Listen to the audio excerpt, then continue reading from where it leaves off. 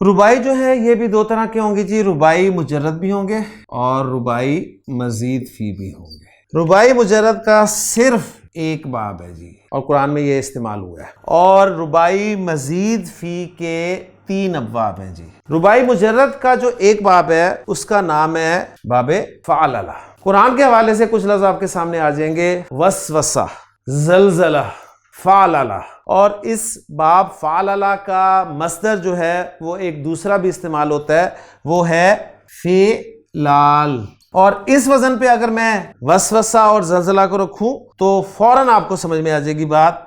वसवसा बनेगा जी विश्वास और ज़लज़ला बनेगा ज़िलज़ाल। तो ज़िलज़ाल से फौरन आपके जहन में 30वें पारे की सूरतुल ज़िलज़ाल आ जाएगी, इज़ा ज़ुलज़िलतिल अर्दु ज़िलज़ालहा। तो ज़िलज़ाल मस्दर भी इस्तेमाल हुआ है वहां पर, और विश्वास से या वसवसा से सूरतुन नास।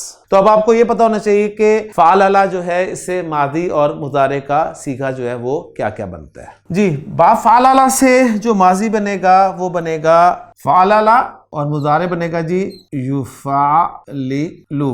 तो हो क्या रहा है आप देखें जरा कि फ़ा इन लाम तो वो 3 हरूफ है ही हैं, तो उस लाम को एक मरतबा फिर लिखकर इस बाब का पूरा नाम जो है वो कर दिया जाता है। तो फ़अलला, तो चौथे हर्फ के लिए अलग से कोई लेटर नहीं लाया गया, बल्कि लाम को ही आप कह लें दोबारा लिख दिया गया। तो मैं वाओ सीन इसको अगर इस पैटर्न पे लाऊं तो ये आपका बन जाएगा जी वसवसा, वसवसा युवस्विसु। अब युवस्विसु सुनते ही आपको अल्लज़ी युवस्विसु फी सुदूरिन नास ज़हन में आ गया। तो वसवसा से गर्दान, अब गर्दान कोई इशू नहीं है। तो वसवसा, वसवसा, वसवसु, वसवसत, वसवसता, वसवसना, वसवस्ता, वसवस्तुमा, वसवस्तुम, वसवस्ती, वसवस्तुमा, वसवस्तुन्ना, वसवस्तु, वसवसना।